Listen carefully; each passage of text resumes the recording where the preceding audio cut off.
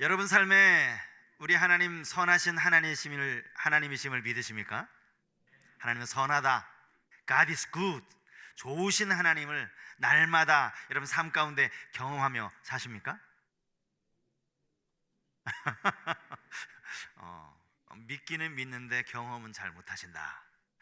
사실 여러분들 말씀 그대로입니다. 우리가 이론적으로는 선하신 하나님을 알고 그분이 나의 하나님이라는 걸 우리가 늘 기억하며 살아가지만 실제로 우리의 삶을 살아가다 보면 하나님의 선하심을 잘 느끼지 못할 때도 있기 때문이죠.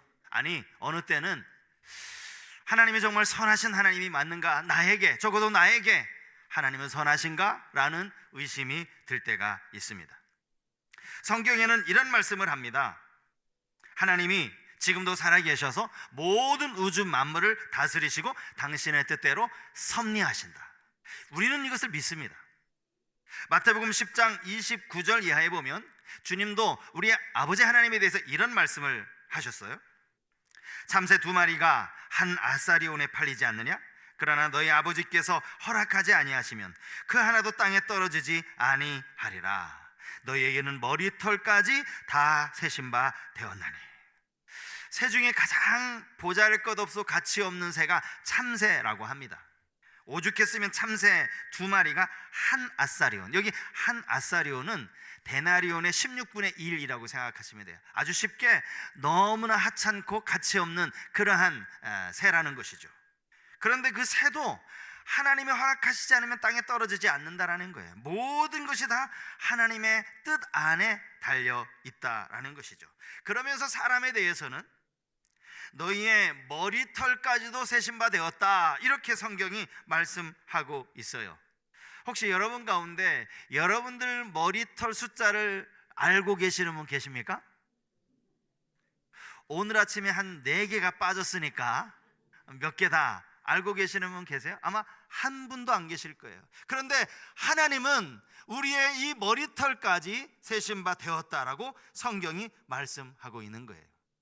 이 말인 즉슨 실제로 하나님이 머리털 하나하나 세신다라는 그런 의미가 아니라 우리 인간의 삶을 하나님은 너무나 깊이 또 너무나 자세하게 우리를 아시고 우리를 살피신다, 그런 의미의 말씀이죠. 그런데 우리가 살아가다 보면 정말 하나님이 그러신가? 하나님이 내 삶을 그렇게 잘 아시고 선히 인도해 주시는가? 이 부분에 물음표가 찍힐 때가 많이 있다라는 거죠. 오늘 본문에 등장하는 히스기야 왕이 그렇습니다. 여러분, 히스기야 왕은요, 유다의 20명의 왕 중에서 선한 낭, 그 3사람 중에 꼽히는 한 사람입니다. 그는 25살에 유다의 왕이 돼요. 그리고 유다를 다스리기 시작했는데 성경에 보면 이 히스기야라는 왕을 이렇게 평가합니다. 열왕기하 18장 5절 말씀이에요. 히스기야가 이스라엘 하나님 여호와를 의지하였는데 그의 전후 유다 여러 왕 중에 그러한 자가 없었으니. 유다 왕 중에 히스기야 말고 여호와를 의지한 왕 여러 명이 있습니다. 하지만 여기 그러한 자가 없었다라는 말은 히스기야만큼 하나님을 의지했던 왕은 없다라는 거예요. 전에도 없었고 후에도 없었다라는 그런 의미입니다. 말인즉슨 히스기야말로 가장 열정적으로 하나님을 의지했던 그러한 왕이다, 그런 의미죠. 그가 그렇게 하나님을 의지한 만큼 하나님도 그의 삶에 놀라운 기적을 베풀어 주십니다. 이 당시가 언젠가 하면 히스기야가 이제 왕으로 통치할 때 이미 북이스라엘은 아수르에 의해서 멸망을 당하고 그 이스라엘을 멸망시킨 아수르가 이제 남유다까지 멸망시키려고 쳐들어오고 있는 바로 그 찰나였습니다. 히스기야가 하나님 앞에 간절히 기도하죠. 그런데 여러분, 어떤 일이 벌어졌는지 아세요? 그날 밤에 하나님께서 아수르 군대 18만 5천 명을 그날 밤에 모조리 죽이신 거예요. 18만 5천, 18,000명이 아닙니다. 18만 5천. 이 숫자는 당시 유다가 보유하고 있었던 군대의 숫자의 거의 3배가 넘는 그런 어마어마한 숫자입니다. 유다의 군인들 몇 사람이 정말 특공대가 돼서 요즘처럼 뭐 해병대처럼 밤에 게릴라 작전으로 그들을 다 죽인 거 아닙니다. 그렇지 않습니다. 여호와의 사자가 그 밤에 그 아수르의 모든 군사를 다 죽이신 거예요.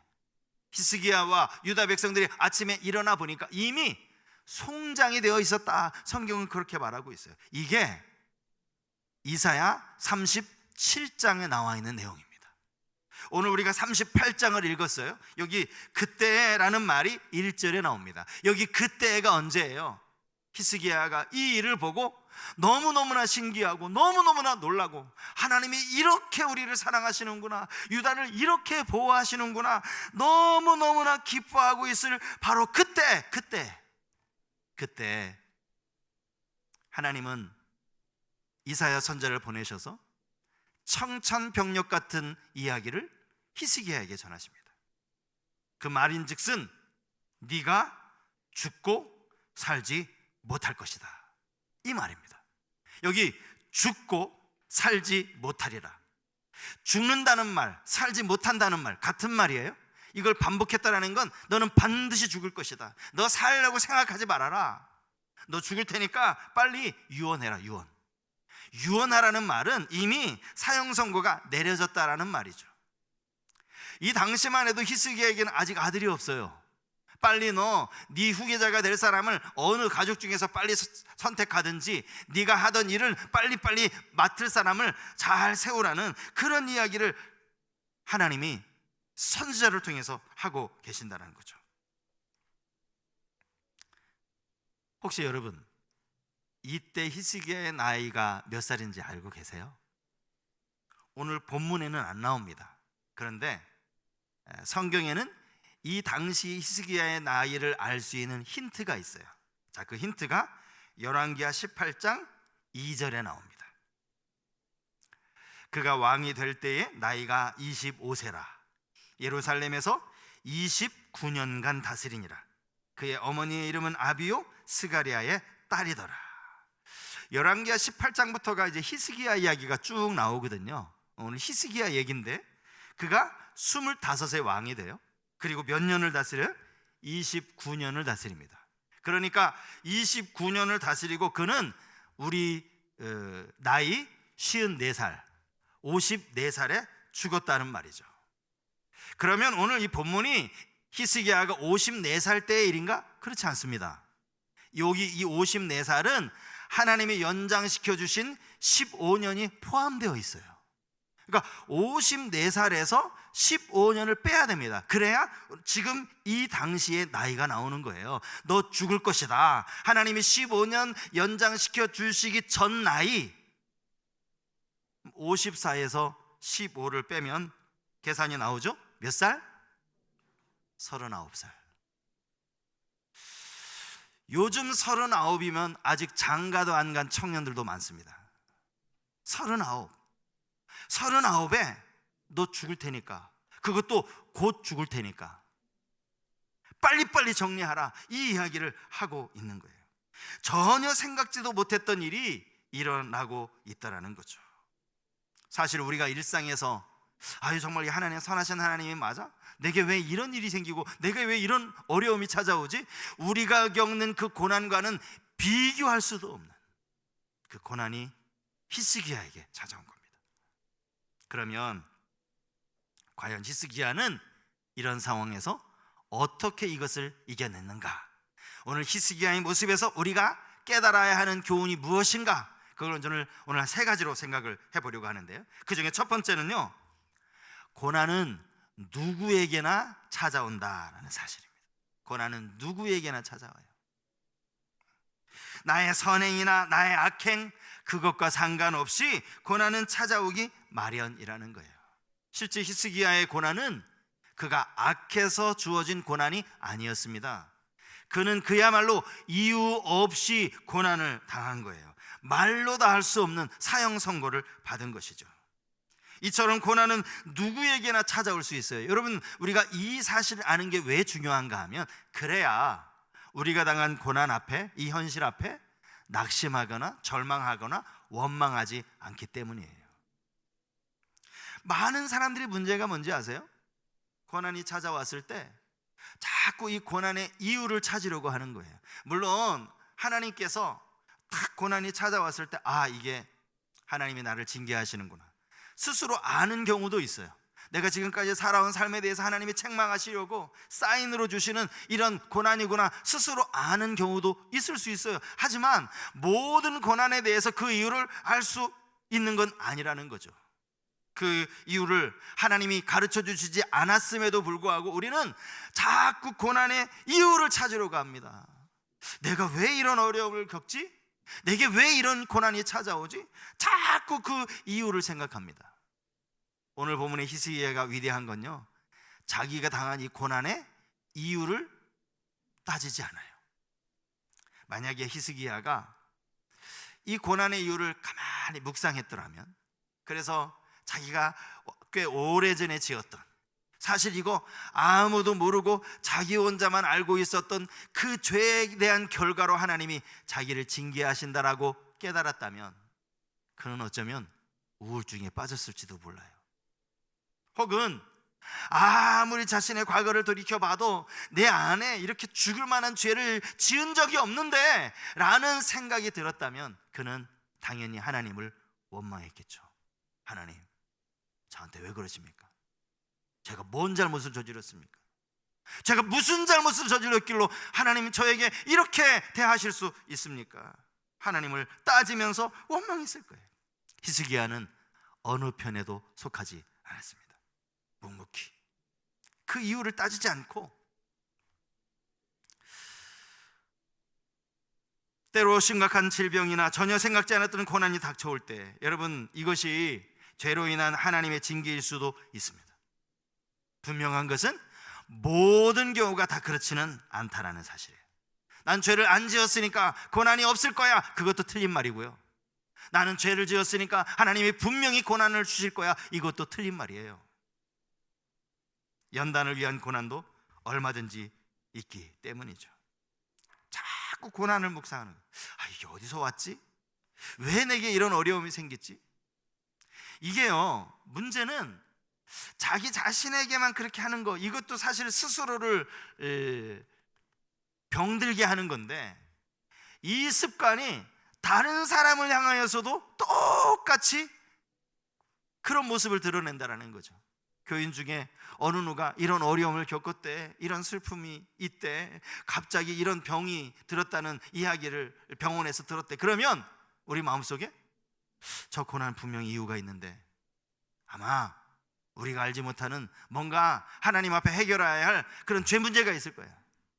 그러니까 저런 어려움을 겪지, 우리 스스로 자꾸 이렇게 그 고난의 이유를 판단하는 거야. 남에 대해서도 잘 알지도 못하면서. 우리 안에 욥의 친구들의 그 피가 섞여 있는 것 같아요. 성경에 그런 사람이 욥의 친구 아닙니까? 여러분, 욥의 세 친구가요, 욥이 이런 어려움을 겪고 있다는 걸 알았을 때 처음부터 욥을 막 책망하려고 왔을까요? 그러지 않았을 거예요. 내 사랑하는 친구 욥이, 내가 알기로는 우리 친구가 정말 하나님 앞에 신실하게 살았던 걸로 알고 있는데 빨리 가서 욥을 위로해줘야 되겠다, 아마 그런 마음으로 득달같이 욥에게 달려왔을 거예요. 근데 그를 위로한다고 하는 이야기가 네 안에 혹시 죄 있는 거 생각 안 나? 있을 거야.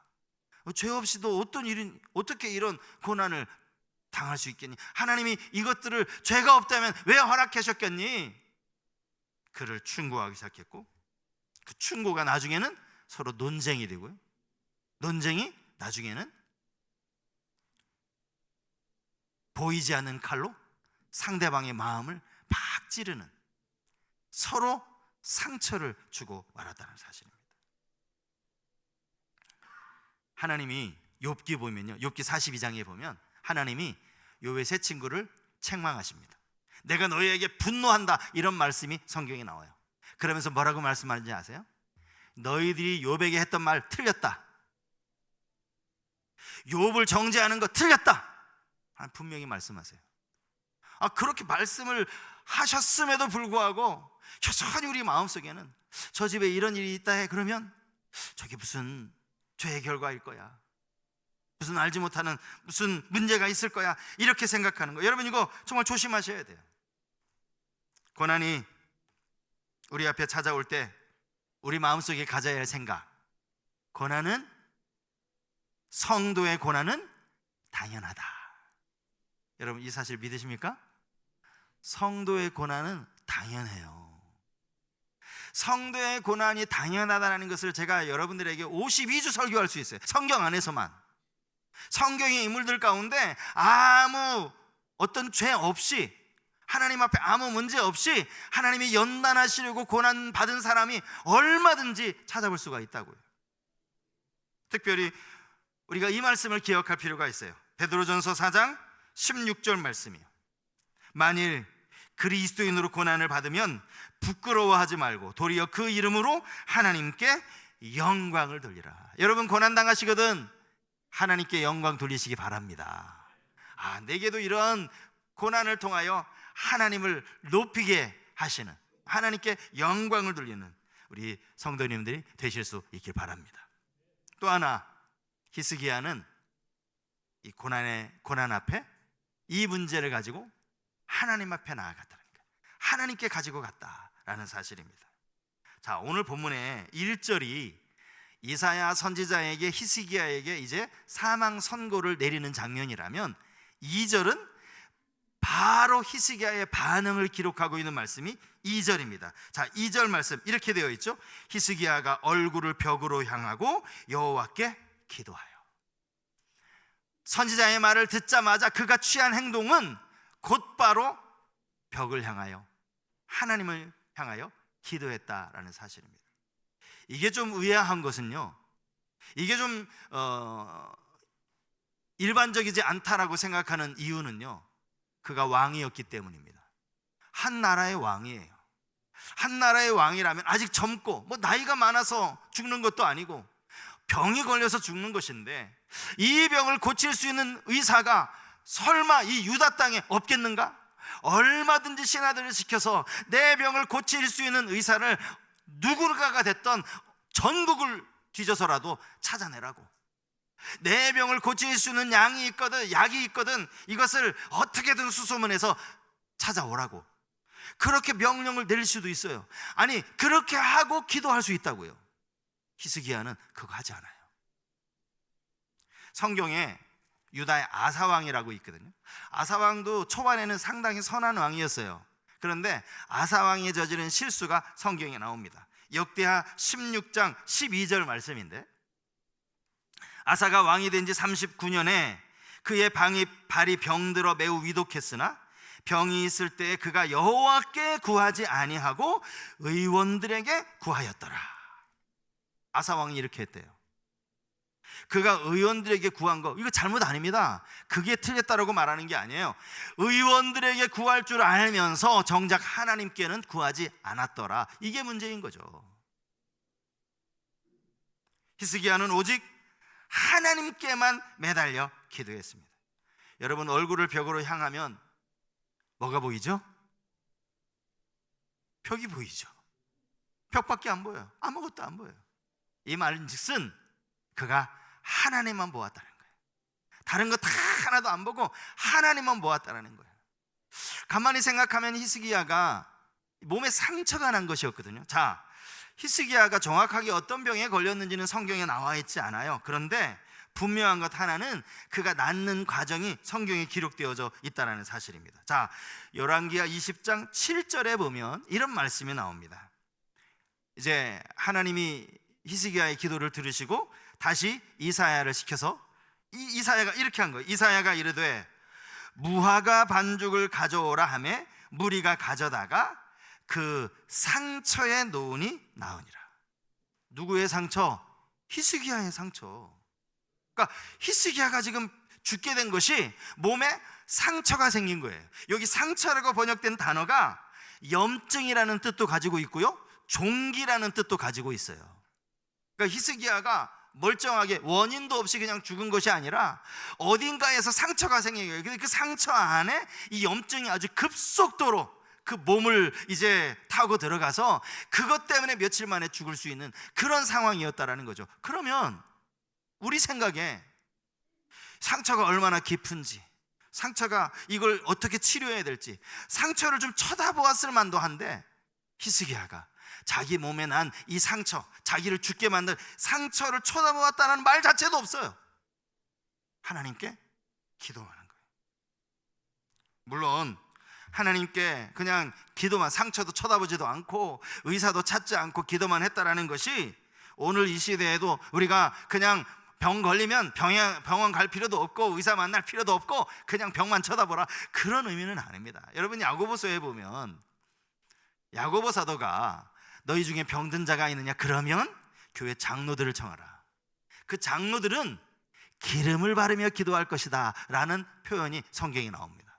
여기 나오는 이 기름은요, 어떤 무슨 신령한 기름, 뭐 성령의 기름, 어떤 신비한 기름이 아니에요. 여기 사용된 이 기름은 사람이 어디 다쳤을 때 상처를 아물게 만드는 약으로서의 기름이에요.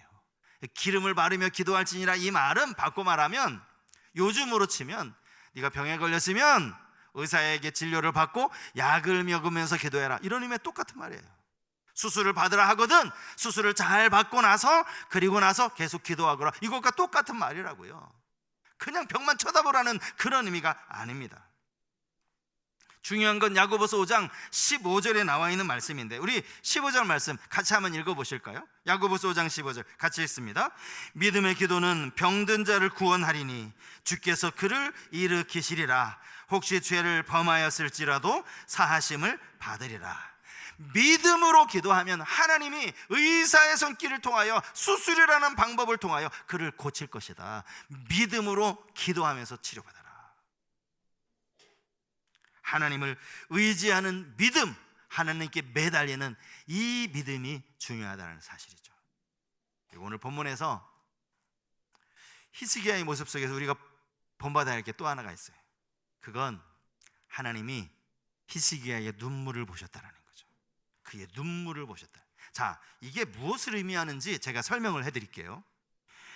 본문 3절을 보면 이 3절 안에는 히스기야가 하나님께 기도하는 그 기도 내용이 나옵니다. 자, 3절 한번 들어보십시오.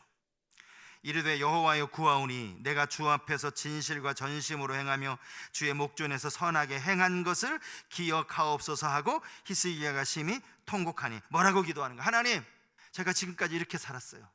제가 이제까지 진실하게 살았고 전심으로 행했고 하나님 앞에 선하게 행했습니다. 하나님 아시죠?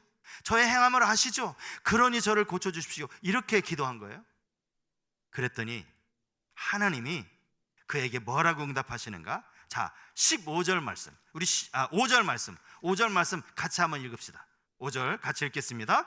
너는 가서 히스기야에게 이르기를 내 조상 다윗의 하나님 여호와께서 이같이 말씀하시기를 내가 내 기도를 들었고 내 눈물을 보았노라. 내가 내 수한을 15년을 더하고.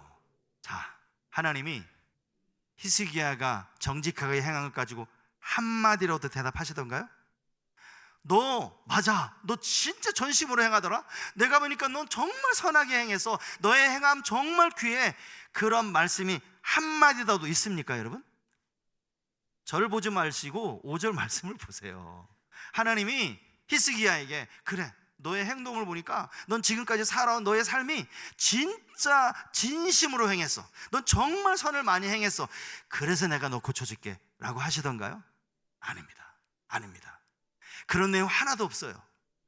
하나님이 히스기야를 고치시겠다고 약속하신 건 너의 눈물을 보았기 때문이다. 너의 기도를 들었기 때문이다.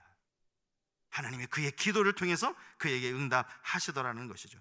여러분, 이게 왜 중요한가 하면요, 가끔 우리 가운데도 그런 생각 가지신 분이 계실지 모르겠어요. 어떤 분에게 가정에 어려운 일이 생겼어요. 그 가정을 신방하면서 제가 말씀드렸습니다. 집사님, 이럴 때 하나님 앞에 더 기도하셔야 돼요. 하나님께 매달리셔야 돼요. 그러면 그 집사님이 이런 말씀을 하세요. 아유, 제가 교회만 다녔지 하나님을 위해 한 게 하나도 없어서, 제가 뭐 교회에 무슨 봉사를 하나 했습니까? 제가 뭐 교회 청소를 와서 하기를 했습니까? 헌금 생활을 제대로 했습니까? 하나님께 기도할 면목이 없어서 제가 무슨 낯짝으로 하나님께 기도합니까? 이런 말씀하세요. 그게 아니라고요. 하나님 그것 보는 거 아니에요. 너 교회 충성 열심히 했으니까 내가 너 기도 들을게. 하나님 그렇게 말씀하지 않아요. 너의 그 간절함, 눈물이 여러분 뭐를 의미합니까? 그의 간절함을 의미하는 거예요. 그의 간절함, 하나님은 그것 보기 원하시는 거예요. 너의 간절한 기도를 내가 들었다, 내가 보았다. 여러분 꼭 기억하십시오. 교회를 위해, 하나님을 위해서 열심히 행한 것이 있어야 하나님 앞에 당당하게 기도로 요구할 수 있는 게 아니에요. 하나님은 오직 우리를 긍휼히 여기시길 원하셔요. 우리의 간절한 눈물을 하나님이 보기를 원하시고 이 간절함을 보기 원하신다라는 이 사실입니다. 그것 때문에 히스기야의 기도가 응답받고 15년이라는 생명의 연장을 받을 수 있었다라는 것이죠. 우리는 본문에서 히스기야의 믿음을 보고 또 그의 기도를 보았습니다. 우리가 가져야 할 믿음, 고난 앞에 낙심하지 않는 믿음이에요. 고난은 누구에게나 찾아옵니다. 고난을 지나신 분도 계시고 아직 내 인생에 그리 큰 고난을 아직 겪지 못하신 분, 겪지 못했다라고 여러분 좋아하지 마세요. 고난은 우리의 삶에 찾아오기 마련입니다. 문제는 고난 앞에 우리 흔들리지 않는 게 중요합니다. 이걸 당연한 것으로 여기고 하나님께 나아가는 거예요. 믿음으로 나아가는 거예요. 내가 지금까지 교회를 위해 한 게 아무것도 없고 하나님은 나라를 위해서 한 게 아무것도 없고 상관없어요. 만약에 히스기야가 그 마음 가지고 당당하게 기도했다면 하나님 어쩌면 그 기도 듣지 않으셨을지도 몰라요. 하나님 제가 이랬는데 하나님 어떻게 저한테 이렇게 갚으십니까? 라고 기도했다면 그 기도 응답받지 못했을 수도 있다고요. 그의 눈물을 보셨다라는 그 말씀의 의미를 기억하십시오.